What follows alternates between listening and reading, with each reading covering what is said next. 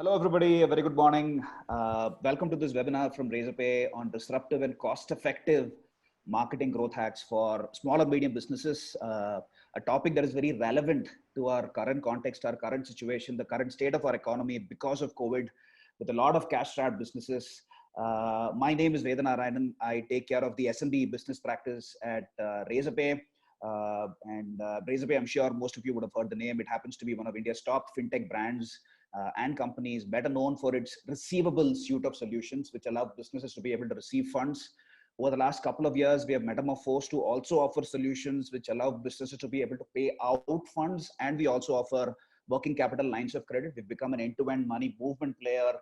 I have with me Ankit and Nikhil. Thank you so much, Ankit and Nikhil, for joining us here in this webinar. And Ankit heads the business development practice at Affle, which happens to be a mobile marketing platform. And he helps startups and digital enterprises to be able to grow their business and acquire and accelerate their customer acquisition through cost-effective means via the digital medium. Welcome once again, Ankit. We're very pleased to have you here on the panel. We have here Nikhil Arora, a person that I personally admire. I'm a big follower of a lot of his fitness mantras that he puts out on LinkedIn. He happens to be the managing director and the head of the GoDaddy India business. He's previously played a lot of leadership roles, both at WeWork and at Intuit. Welcome once again, Nikhil. Very honored to have you here. Very pleased to have you here on this webinar. Let's dive straight in. The topic of the hour is disruptive and cost-effective growth hacks for SMBs.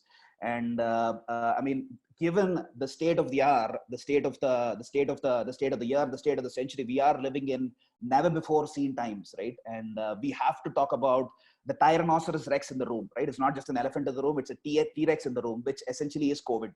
A five-letter word starting with C, ending with D, essentially, which is COVID. I think each of us have our own respective vantage points from where we have built our own perspectives. I think each of us should certainly talk about what have been some of the key ecosystem observations that we have seen because of COVID.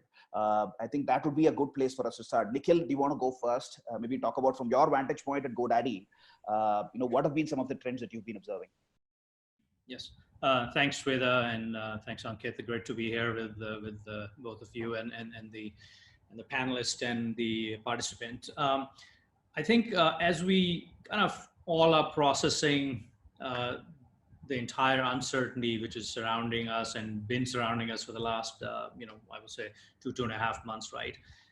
The first thing is kind of starting from how it's impacting us as humans, right? And then I'll get into business. And when I say humans, I'm getting into employees, because for every company, small, big, or large, it's all impacting the way we operate. As peers, as colleagues, as vendors, as suppliers, right? So I think that whole thing has gotten disruptive, and the whole, I would say, collaboration and productivity element, that all has challenged us, right? So I think that's clearly one theme which has really, affected us. From a customer's point of view, clearly, I think, we've seen a lot of, I would say, people gone on a pause mode, because the uncertainty is both from a cash flow perspective, from a business certainty perspective. Customers are kind of waiting and watching as to say, what would be the new normal? We all know there's a new normal, but what that new normal looks like, I think, every day and every week, those things change depending on, the type of lockdown and what's happening in each city. I think thirdly, it's also, I would say, flattened the leadership curve. We talk about flattening the curve, but I feel like this is a time where, whether you're an 18-year-old or a 60-year-old, I think the leadership attributes have actually gotten flattened, because we all kind of almost like call it like a fresh graduates out here trying to figure out, what is really, what are the leadership attributes to have us successful. And I think it's given us an opportunity to both to an 18-year-old or a 60-year-old to actually come up with their own set of perceptions and experiences and actually, help the situation, right? And the fourth one I would say would be, I think, the relevance of public-private partnership. I don't think ever in the history of the business we've seen the reliance of public on private and private on public, right? Because how a city is getting mobilized, which supply chain is opening, which with healthcare systems are helping, the private sector. the interaction, the cooperations, the dependency of public-private partnership has certainly taken a new meaning, both for survival and for businesses to actually operate and so on, right? And the last one is, I think, just the digitization curve, right, which was moving at a pace has certainly accelerated by, I would say, 4 or 5 years, right? Whether you look at industries, both digital and non-digital, I think that curve's really changed a lot. So I think, just kind of summarizing, I think obviously as humans, we have been impacted, right? Customer behavior is significantly impacted. I think the public-private partnership, I think the kind of the business uncertainty is very high. And then I think just as leadership attributes, we've all been challenged to define what new leadership is. Yep. Thanks for that, Nikhil. Very interesting. And a quick call out to all of the people who have dialed in, to the entire audience universe out there who's watching us live. Guys, whatever questions you have, please do put it out in the Q&A section. The panel will get to it at the end of the entire conversation, which will be in say 30 minutes from now. So please do keep the questions coming in. Yeah. Over to you, Ankit. From your vantage point as the leader of the business development practice at Apple, if you could give us a quick overview of the ecosystem. Yeah. So again, I think as rightly said by Nikhil, right, this is like a black swan event and it's affecting individuals, consumers or businesses, society at large, right? Imagine a simple handshake when we do will now not be so common, right? We'll do namaste as we saw Prince Charles doing it. Or for example, the Japanese bow, ojigi, or a Vulcan salute, if any of you guys are Star Trek fans. So it is definitely going to change a lot of economies and way business has been done. And in the new normal also, and again, mind you, not all these transformations are bad, right? Like we've seen examples of how, for example, the pollution level was so low in Delhi last couple of weeks back when we were in lockdown completely. Or for example, personal hygiene, right? What Swachh Bharat was trying to achieve, and it took almost 7 years.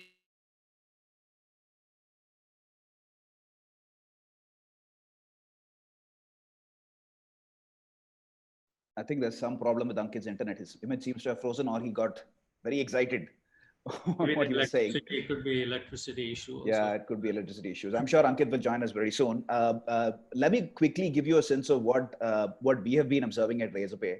And at Razorpay, we've been lucky enough, we're blessed enough to have a vantage point wherein we have a ringside perspective of what's happening in the SMB and startup ecosystem in India. And we'd like to think of us as an index fund that sits on top of the entire SMB and startup ecosystem in the country. And what we have observed is that while the month of March was obviously a tough month for the entire country, and for the SMB and the entrepreneurial ecosystem in India, the months of April and especially May have been particularly encouraging. We've seen a lot of very strong lead indicators that have actually started coming through. Both in the month of April and in the month of May, we've seen some record high number of new business acquisition, right? First time new businesses which have come onto the Razorpay platform and have started receiving funds. And the even more encouraging aspect in all of this is that these are not new businesses that have come on board from the competition. The majority of the new businesses that come on board and start using Razorpay are essentially first time users of digital payment needs, which is a great sign for the entire ecosystem and for the startup and the SMB ecosystem in India, because it essentially shows that they are now ready to actually embrace digital payments. The other thing which is also interesting is the fact that a lot of the new businesses that are coming in also seem to have strong fundamentals. They seem to have strong business fundamentals because the new freshly acquired merchants who are coming on board, the kind of gross merchandising value, the GMV value that they actually pull through Razorpay is at a record high as well. So we're not just acquiring record high numbers in terms of volumes, we're also acquiring these new volumes of merchants coming in, or also even at a unit level, contributing record high or receiving record high payments from their end customers, which is a great sign, which essentially validates that a lot of these businesses have strong fundamentals, as I said, and have achieved very strong PMF. The other very interesting sign that we have observed, especially in the last couple of months, is the fact that the kind of adoption and growth that we have seen for digital payments from businesses which are in tier 3, 4, and 5 and below has accelerated. right? We're seeing more and more businesses which are from some of the rural hinterlands of the country. They are actually coming on board. And I remember Nikhil actually talking about this in an interview on television once, wherein he said that more than 50% of GoDaddy's fresh acquisitions actually come from tier 2, tier 3 and below. So this certainly attests to that fact as well.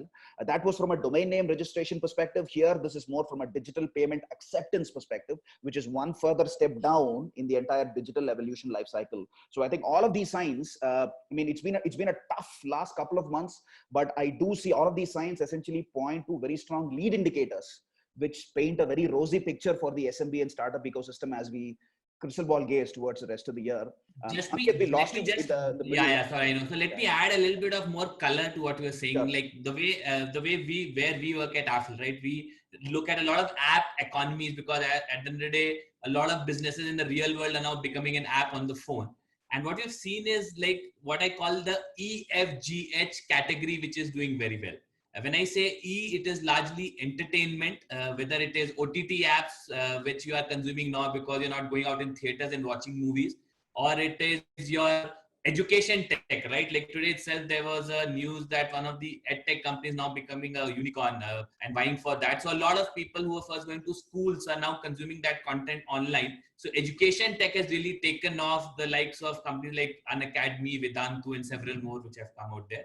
Then you also have e-commerce, right? So a lot of segment was still e-commerce was all like a top 50, 80 million people, maybe still very young now. A lot of like older people, like I can personally vouch, for example, my parents who were very always shy to order something online. Now, I'm sure all of us have these stories that they started ordering online. So especially in the E category, edtech, education, as well as e-commerce is doing well.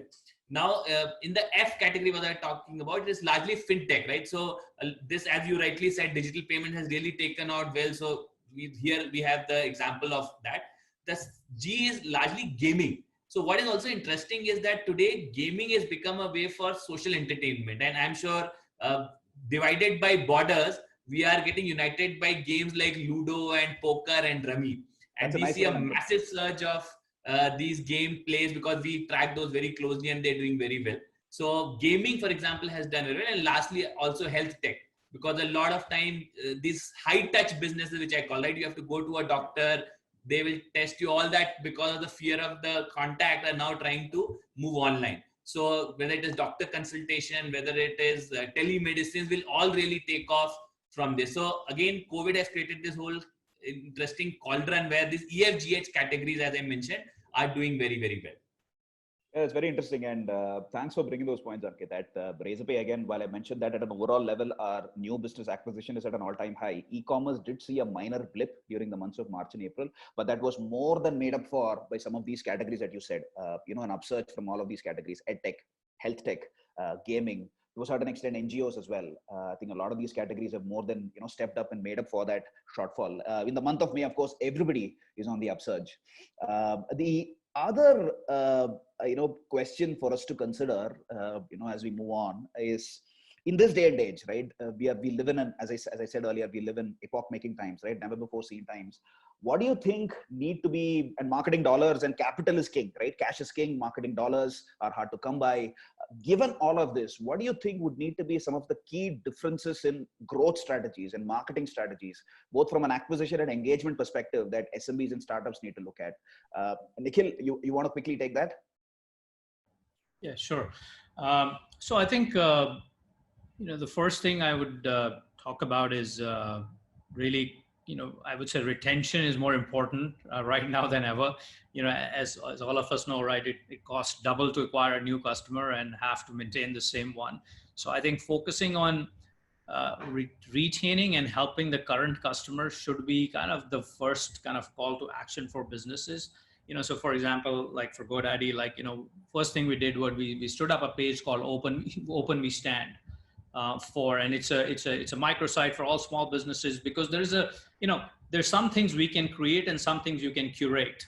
And so what page was a one page, it's one-stop shop where all the resources are available for small businesses, both ours and others, right? So if you're looking for any information on what avenues banks are providing, or what avenues government is providing or what avenues GoDaddy is providing, that becomes kind of your microsite. So create some sort of I would say, a strategy and then an initiative which is engaging your customers and helping your customers at current time, right? So I think customer retention, creating, curating, using your front of site, using your, whatever kind of opportunities you have of real estate to do that.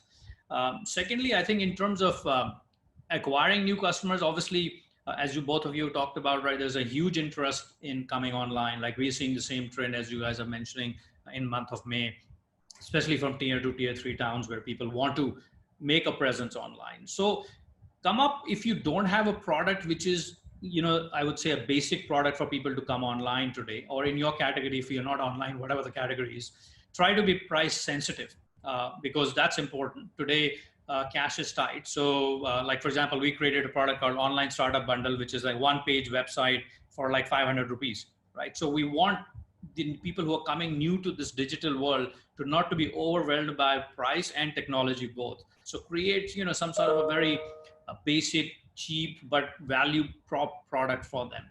Third is using the influencer channel, right? I think, which is really your partners, right? Your supply, people who are out in the remote parts of whether tier 2, tier 3, where you're seeing the opportunity. Because in today's world, the old marketing strategies of probably like, if you were doing more, I would say, fixed marketing things like TV, like, kind of out of home or other ones, right? Or radio or whatever, right? Those things are very hard to kind of, both they're expensive and they're not nimble, right? You cannot change it. So obviously digital and kind of doing all the possible, leveraging all the digital channels is important, but also leveraging your partner channel is very important, because the word of mouth has probably been not as important as any other time in history, because you're going by trust and you're going by references and so on, right? Nikhil, I just wanted to double click on that point that you were making about influencers. And so I used to previously lead marketing for one of India's leading edtech brands. And there again, we had, for each of our different courses that we used to offer, we used to have people whom we called as course advisors. Right? These were essentially global thought leaders with a lot of social media capital who came on board as course advisors, who essentially lent that stamp of credibility for that course. So be it a data science course or a digital marketing course, a project management course, etc. So this, to a certain extent, it did help with acquisition, but the primary play there was to improve conversion rates and credibility for the brand and for the content itself. And in a lot of these cases, the reasons, the incentivization models that we had to get these thought leaders to work with us was part commercial and part, there was some kind of a barter exchange as well, wherein we also promised to promote and propagate their personal brand. What has worked in your experience? Yeah, so I'll give you an example. Like for us, the channel of web designers or web developers, right? What we call our pro channel, right? If you are a customer today in the world who wants to come online, likely you'll go to a web designer or web developer because that's your person you trust, or he's local and you can, work with him or her, right? So for us, they are both an influencer because they are the first point of contact and advice for the customer. Secondly, they're also a recommender because they will recommend to the customer, hey, buy this product from GoDaddy or buy this product from somebody else.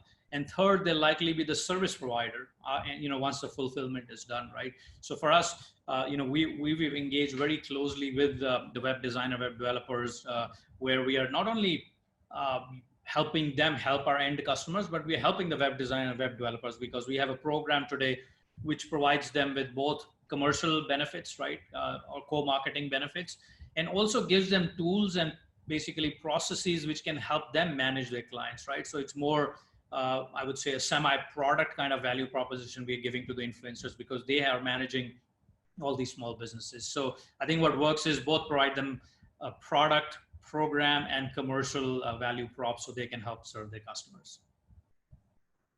Very interesting. Thanks for that, Nikhil. A lot of insights. Ankit, from your perspective, what do you think would be 2-3 mantras that SMBs and startups need to follow in this day and age, which can help them grow scalably, which can help them acquire and engage their customers in a scalable, cost-effective fashion? Correct. So I think 2 points here, Veda. One largely what I think Nikhil also mentioned, that COVID has created a whole distrust economy, right? There's a lot of fear, and you really need to build a lot of demonstrable hygiene standards, for example, if you want to get people back into restaurants or in malls, etc. Similarly, you need to build that trust with your customers, both existing as well as potential. Now, one obviously easy way to build trust is you give them price waivers and discounts, etc. But I think the more difficult but long-term sustainable is trying to build trust through engagement. Now, for example, if you're in a B2B setup, how do you build that engagement? You build engagement through case studies, through how-to videos, how to use the product video, how to like testimonials. These webinars like these are actually a very good way to build engagement with your customers, which hopefully when things become much smoother, sticks with you, and that helps you to grow the whole business and build that engagement because you are the top of mind. Because when the times were tough, you stood by them through not just price waivers, but a lot of education and evangelism, so that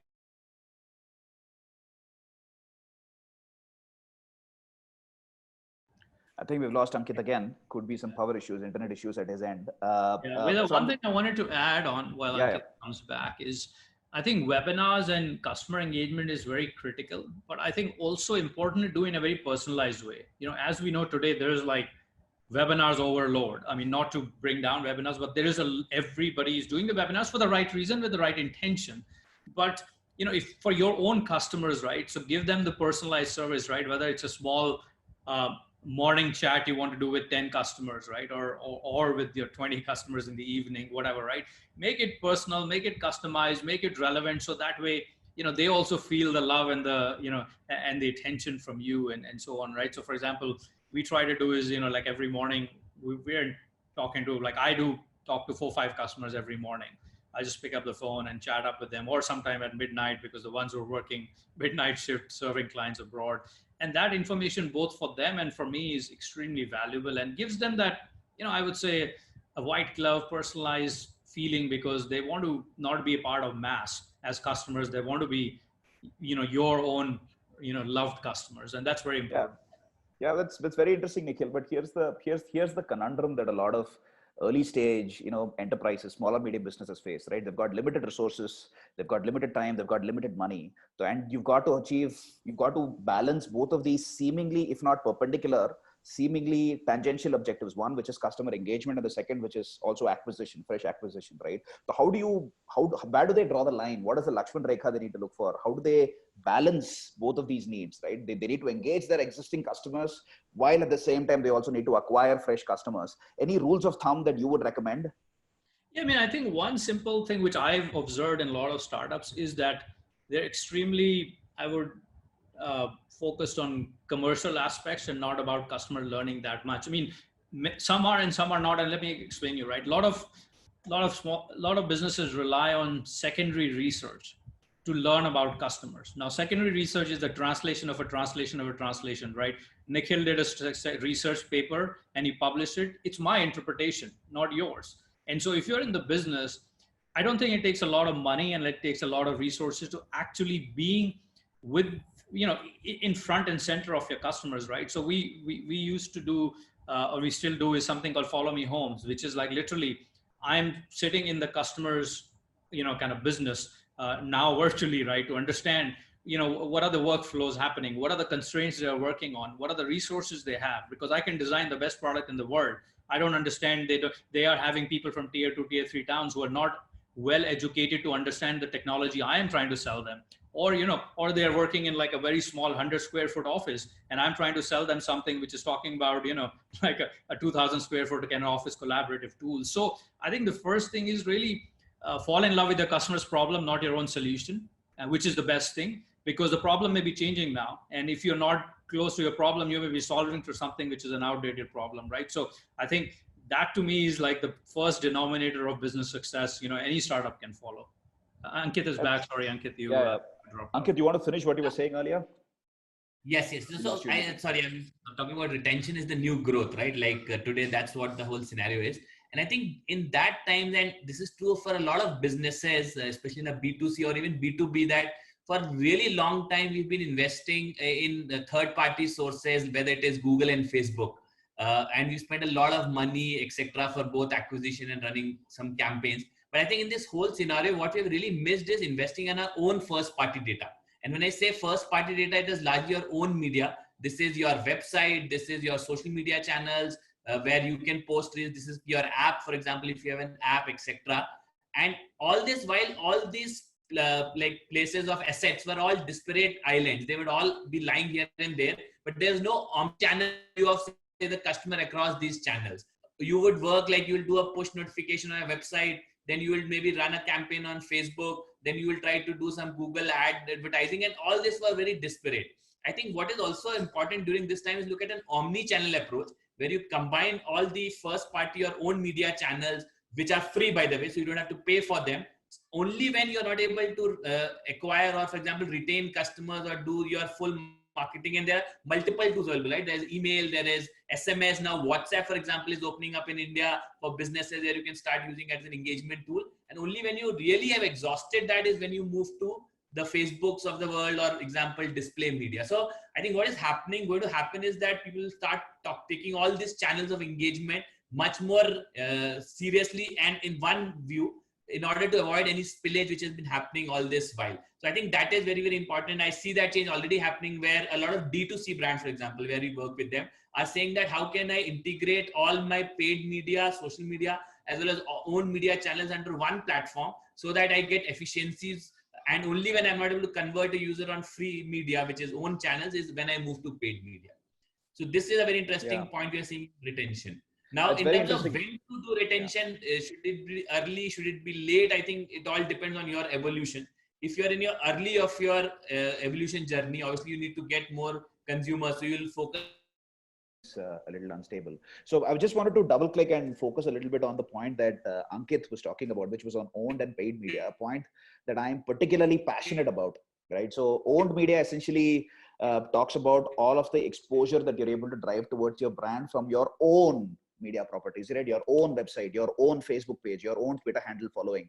Paid media refers to the kind of exposure you can get for yourself by spending money. So if you've got a Facebook page with 100 followers, the owned media is the exposure you get when you post something on Facebook and all of those 100 people see it. That 100 is your owned media. For simplicity's sake and for the purpose of this example, let's assume that all of your Facebook followers actually end up seeing all of your organic content, which is not always the case because Facebook obviously wants to push users towards spending money. Let's say that a brand decides to spend money, spend $1,000 and it gets incremental exposure to, say, for simplicity's sake, 1,000 more people. The 1,000 incremental exposure that the brand gets, which is outside of their page followers, organic followers, is the paid media. Now, in my view, and that's exactly what Ankit was talking about, he was talking about owned media, which is the initial 100 followers who are actually your Facebook page followers, the paid media, which comes from you actually spending money. But in my view, a lot of businesses in India focus solely just on these two aspects of media creation, but do not focus on a third aspect of media creation, which to me is an extremely cost-effective marketing growth hack, especially in this day and age, which essentially is what is popularly referred to as earned media. Right? How can you, through the strength of your brand, strength of your value proposition, strength of your content that you put out on social media, how can you create earned media for yourself? Right? There are multiple ways now, through which earned media can be created.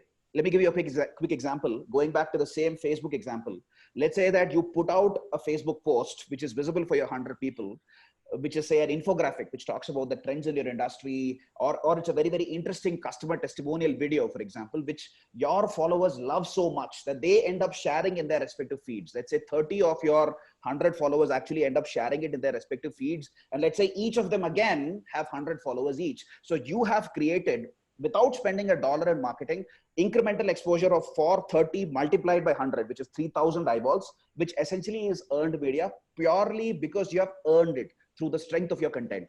Now that is a very cost-effective growth hack. In my view, a lot of brands in India do not do enough justice to this third, very important form of media creation and brand exposure creation, which is earned media. Ankit, are you back? You want to finish what you were saying? No, I think you covered it well. So yeah, rather than focusing on just paid media, also there are channels of owned media and earned media, which could really help you drive a lot of organic, which is much better than paid media.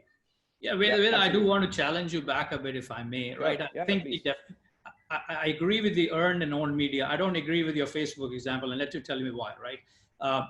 There is, and actually what Ankit made a very powerful statement earlier, talking about simple, basic tools of what your on your own media could be, right? And he talked about website, he talked about apps and all that stuff. And the reason I love Facebook, I love social media, I'm on it, but remember, those are rented platforms.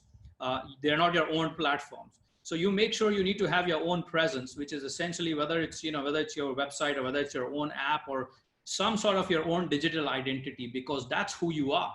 And that will never change. And that will always be secured for you. The other platforms are great, I would say, multipliers, but they're, you don't control the larger platform. You are one part of a bigger platform. So it's very important to also figure out how do you develop loyal customers, even on Facebook, right? There's always a debate on like, how many likes are you getting? Are the good likes, bad likes? How many followers do you have? They're real followers or they're just followers for the sake of following, right? So important to use that, but I would say start with the basics. To me, I'll tell you the basics, right? If you're starting a business, have your website, right? I mean, there's nothing magical about it, but it's always the most powerful tool. It will always stay. Email, people still work on, I would say, at some, not their name, gmail.com. I won't name, kind of stuff, right? If you are called, a travel company, you should be at travel.com or travel.in, right? Get your basic naming tools right. They are still very relevant. And, in today's world, apps, right? I mean, however you want to use the apps, whether you're, part of a system or you're making your own, right? Very important. You own it, you control it, you do everything. You own the customer data, you can see it, right? I mean, with the other ones, they're good ones. Certainly use them. But I would say don't over rely on them because you don't control them. Of course, I completely agree with you, Nikhil, and it is not an either or. And you need to obviously try multiple things. You've got to make sure that your business fundamentals are strong while still making sure that you are where your consumers are. So if your consumers are on Facebook and Twitter, and you're starting off from scratch, then you need to be where your consumers are. Completely aligned with what you're saying. And it is a combination of multiple things that will essentially help you grow scalably, help you grow your business scalably. And at Razorpay, some of the other trends that we have been observing, and especially, in light of COVID, where marketing dollars are hard to come by and you're not going to be able to, keep advertising in the Facebooks of the world and the Googles of the world, for example, for powering growth. One of the great, growth hacks that we have observed and we believe is really scalable and can power the next wave of growth for us is through channel partnerships. So that is a big focus area for us as an organization, and we will double down and focus on that over the next 12 to 24 months. It was always a focus area for us even before COVID, and it continues to be a focus area for us even more so in light of the current context, because that is a scalable way for us to grow. So something that you were talking about, Nikhil, wherein you work with people in the ecosystem who can be influencers, who speak to the same consumer demography that you are speaking to. In Razorpay's context, it is small and medium businesses. So who are the people in the ecosystem who speak to SMBs, who are not competitors of Razorpay, essentially your website developers, your chartered accountants again, right, who are key influencers in the SMB business owner making a decision on which payment gateway or which neo-banking platform to choose. And we also work with a lot of large marquee brands, which also speak to the same, demographic audience that we speak to. So we have a bunch of different partners, large enterprise partners and smaller medium businesses, which speak to the same ecosystem of businesses. The other cost-effective growth hack, which in my view, a lot of businesses need to focus on immediately after they have acquired their initial set of early adopter customers, right? Every business, when it is growing, would have its initial set of early adopters. The first set of, say, 500 customers, right, who are their early adopters, who have trusted in them as a brand during their early stage. The idea is you need to gain that critical mass of customers and double down in customer engagement and using that base of customers to actually drive consumer referrals. So something that I have observed in multiple experiences across multiple brands is that consumer referral as a channel is the most cost-effective channel and is a channel that converts the better in terms of funnels. I think these would be some hacks that I would certainly recommend for any business. Focus on channel partnerships, focus on creating earned media, and absolutely while focusing on business fundamentals like Nikhil mentioned, also focus on consumer word of mouth and referrals. That's something which is going to be extremely important. Just one more point, Veda, here. Sure. What also this has done, COVID, right? Like it has made geography as history, if I can put it that way. So whether you are selling to someone in Bangalore, Bhubaneswar, Beijing, or even Bay Area, we are doing calls like this, right? So what it really also makes SMBs to start thinking that I don't have to limit to my own catchment area. It is not my particular territory or my region, because today, whether you are selling to someone even in US, you will be doing a Zoom call like how we are doing in this world, right? And more such webinars will happen.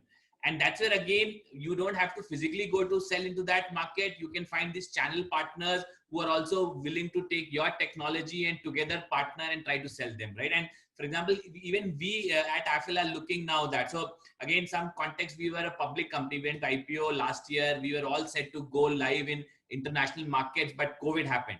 And now we are wondering, do we go upfront, invest money, cash there? Or can we look at channel partners where we get our own technology, we marry it with the local know of that person. Anyways, I can't travel for the next 1 year. I'll have to do Zoom calls with my potential customers as well as channel partners. I do all the training and upskilling from here remotely and let them go ahead, sell on our behalf, and together we can do a revenue share kind of a deal. So I think geography is becoming history, and that will make a lot of people to start selling at multiple different markets, not just in your own catchment area. That's a very cool punchline, Ankit. I'm going to note that down. Geography is becoming history. Thank you for that. And I think, especially in the Indian context, I think that's a great point that you mentioned. In the Indian context, I do believe that the next wave of digital growth will actually come from tier 2, tier 3, tier 4 and below, both in terms of businesses and consumers that will actually end up buying from these businesses. That's something that we've already observed at Razorpay, something that I mentioned, and that progression has been accelerated in the last few months. And for going after this audience, you cannot just rely on Facebooks and Googles of the world. That's something that a lot of businesses need to realize. You need to have channel partnerships. And that is how you can actually extend your reach to the rural hinterlands, tier 3, tier 4 and below in the country. I think that is like an absolute need, a mandatory need of the hour in the quarters to come and the years to come. We're almost out of time. So I would suggest let each of us spend a quick minute. And I'm going to time both of you, Nikhil and Ankit. If each of us can spend a quick minute in talking about, let's just pick up a hypothetical situation. If all of us were just starting up today, right? If all of us were starting a company today, what problem statement would we attack? And what kind of growth avenues would we choose? Nikhil, you want to go first? A quick minute, please. Yeah, I'll lay out the segments. Obviously digital education, we've done something with GoDaddy Academy, but I think that's a space where it's getting disrupted from old school education to, digital education. You got health tech, which is obvious, right? I mean, there's going to be a lot of innovations, whether it's telemedicine and how do we provide, healthcare services which don't need in-person stuff. Third is public-private partnership. I talked about it earlier. I think there is going to be an opportunity where never ever in the history that the importance of public-private partnership together working to solve this big, many big problems will be important. And then I think supply chain and transportation, I think that whole model of how that's going to move now with, with the kind of the restrictions would be there. And then the fifth one is really around, I would say, these events and these large, we're doing this webinar, but a lot of industries are relying on large events, conferences and all that stuff, right? So that whole industry, is going to kind of come for disruption. And fitness and all is already happening. I wouldn't call that out. Sure. Thank you so much, Nikhil. Ankit. Yeah, so I think I spoke a little bit about the trend, like the rise of fear economy, right? Today, there's a lot of distrust, and whether you want to go to a mall, you want to sit in a cab, or you want to take a flight, there's a lot of friction today. There's a lot of checks and balances.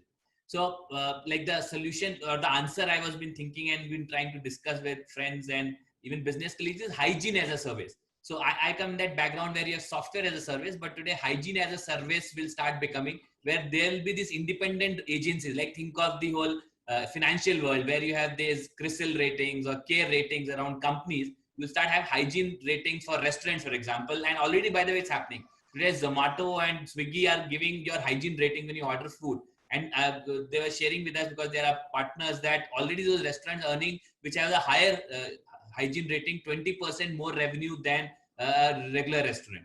So hygiene as a service across any businesses could become a very interesting business idea. And third party agencies who are doing it for offices, malls, even for example, cab companies, restaurants can become a very interesting business. That's very interesting, Ankit. Thank you so much for that. I'm going to go next and do a real quick job of it. I used to lead marketing for one of India's leading health tech brands before this, and I have, unfortunately enough, come to the realization that India is now the diabetes capital of the world, the heart disease capital of the world, and the cancer capital of the world. But one of the unspoken truths about the country, and there is a lot of stigma associated with it, is the entire aspect of mental health. And I do believe that is a problem statement that has come of age and it needs solving. Spoken to multiple corporates which have asked for this kind of a requirement, but there is nobody at scale in India yet who's actually solving for this. So I think mental health is a space which certainly needs to be looked at. There are multiple global benchmarks. There is this company that both Nikhil and I, both of us admire, a company called Headspace, which essentially, ironically enough, Ankit and I were actually joking about this, is a mobile app that allows for meditation and mindfulness. There is this, Indian company called Gratitude, and there is this other which essentially promotes gratitude reminders every single day, and it is a journal for positive affirmations. There is this other company that is called Preg Buddy, which essentially is a community for pregnant mothers to come together. And all of these businesses have grown to fairly significant scale. Headspace globally, Gratitude, and Preg Buddy in India, despite spending exactly zero in marketing. And these have grown essentially because they've established a very strong product market fit. They've been there in the right place at the right time, and they have grown primarily through earned media creation, virality, word of mouth, community building. These have been the 4 core mantras on top of which all of these businesses have been built. With that, we come to the end of the entire discussion. Thank you so much, Ankit and Nikhil, for your time. Let's take some questions from the audience. There are some very interesting questions that have come in. The first question, and I'm going to paraphrase these questions. One of the first questions is email, I think Ankit, you spoke about geography becoming history. I think the question is, will email become history? Businesses need to start looking at, other mediums like say WhatsApp for customer engagement? Has it finally, we've been talking about it for a while. I've been hearing email, nobody's want to check emails for the last 5 years, but people still are. Do we need to start looking at this, especially now with some of the points we're making earlier, right? Tier 2, tier 3, etc. A lot of people that don't check emails, but WhatsApp is ubiquitous. Has WhatsApp finally come of age? Nikhil, Ankit, Nikhil, you want to go first? Yeah, I don't think email will become history. Again, WhatsApp is great, but WhatsApp is, again, you are on somebody's platform. And remember, platforms can change overnight in conditions and what you do, and so I think it will be, it's going to be coexisting with these communication tools. I don't think it's going to replace, but again, as I say, email is your identity, always will be. I mean, the thing, as you said, whether it's been talked about, hey, it will get outdated 10 years ago, 5 years ago, 7 years ago. Yeah, how you use email, the frequency may change, the kind of email kind of communication you do may change, but it will not go away in my view. It will definitely actually coexist with app, kind of other kind of tools like WhatsApp or WeChat or whatever they may be, and help customer communication.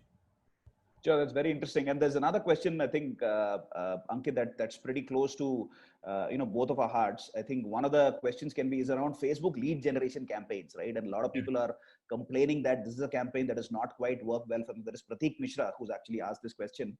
I think I'll tell you what my experience has been very quickly with Facebook lead campaigns. They work really well, but you've got to make sure that there is recency. So as soon as somebody fills in a lead on Facebook, there is somebody from the sales team, if your business is a sales-led business, for example, immediately picks up that lead and gives a call, right? So even if there is possibly a few hours lag, what ends up happening is that the lead quality and the call connect ratio drops drastically. So Facebook has APIs in place, Prateek, through which you can directly integrate your Facebook lead gen effort. So as soon as a lead comes in from your Facebook campaign, you can directly plug it in into your CRM system and trigger an email as well through a tool called Zapier, right? You can even use a tool which is a very cool marketing automation tool. Using such tools, you can automate this whole process so your sales team immediately knows that a lead has been generated, so they can immediately call and follow up with that lead. The other thing that I would recommend that a lot of lead gen campaigns is that there is quite often this sticky finger syndrome, as it's called, right? Where people essentially fill in the lead by mistake, because you've got so many fields which are defaulted. So they actually end up filling a lead form when they didn't actually intend to.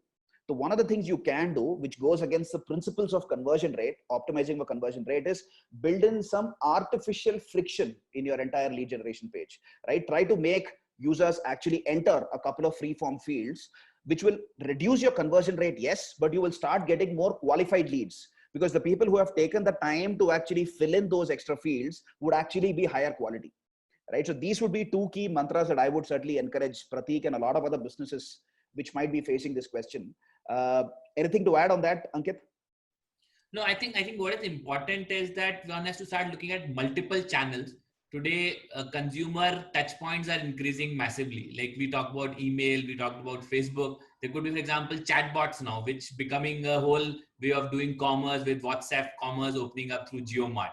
So the sad part is that there are a lot of more channels which will keep coming up, and one has to start thinking more cohesively across all this. And the other key piece is personalization. I think what is also important is that when I'm a customer and I engage with you on one touch point, when I engage with you a different touch point, I expect that you have the history of my previous part, so that I don't ask you the same obvious questions which I already given details in the previous engagement. So I think going back to a single view of the customer across channels, so that you're able to learn from previous and the follow-on engagement is much better, becomes very, very important. And again, there are tools out there which can help you manage that much seamlessly. And that's what I will say one has to start engaging with. Yeah, and Veda, just one thing to add, it's important to define your customer audience. You know, if you ask a millennial that you're in Facebook, they'll tell you your age that you're north of 40 or 45 years old. And, you know, so they are not on Facebook, right? So depending on who you're serving, you need to pick, you know, there's clearly omni-channel approach, as Ankit was saying, but also which, because, you know, the platforms are very defined nowadays by demographics of your age, you know, who's on Instagram, who's on Facebook, you know, who's on all these other channels which keep coming. So you may be wasting time if you're trying to go for millennials on Facebook because they aren't there. Sure, absolutely, Nikhil. Couple of last questions, I think, which is more around digital payments, which have come through. One is from Irfan. I think the question is, a lot of new businesses are coming up. How do we know if they are sustainable? Irfan, I was talking about it earlier. We're seeing a lot of good cross merchandising volume being pulled through by these new businesses, which goes to show that these are not fly by night operators, or these are not businesses that are flaky. These are businesses with strong business fundamentals, right? Which is very good news. Sectors that have seen an upsurge, Nikhil was also talking about it, Ankit was talking about it, edtech, gaming, health tech, NGOs, all of these have seen a huge upsurge. I think there is another question, and I think that could be a very good place for us to, you know, wrap this entire enriching panel discussion. I think this is on, I think the Raju is actually asking us to crystal ball gaze and figure out and make some predictions on what would be some of the key digitization trends that we foresee, that we can predict, that we can prophesize over the next 2-3 years. Nikhil, you want to go first? Yeah, and I'm assuming the spirit of the question is from a small business or generally, absolutely, you know, kind of stuff, right? So I think if you look at how we operate our workplaces, we will see some hybrid model emerging, right? I mean, I don't think offices will disappear, but I think the work from home will also not be 100%, maybe somewhere in the middle. I think we will still, so from a pure office work, we'll move to some hybrid, but not 100% home, because that, you know, that may not be working for many other businesses. So how we operate and will change. Secondly, I think, you know, I think we were talking about hyper local earlier, right? I do feel that there'll be local Amazons and Flipkarts of the world will emerge. And I'll tell you why. You know, today, if I'm sitting in my area of 15, 20 kilometers around my home, I need to know which medicine shop is going to deliver me something. I need to know which grocery shop is going to deliver me something. I need to know which barber shop is going to be open.